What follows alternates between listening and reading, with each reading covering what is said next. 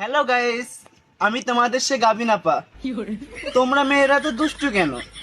আমার ভিডিওর কমেন্ট বক্সে এসে মোটু মোটু করো কেন? গাবিন আপা বলতে পারো না?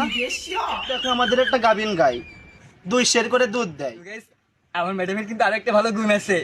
আমার ম্যাডাম পাশে দুই একটা জেলাতে টিপস খাটে।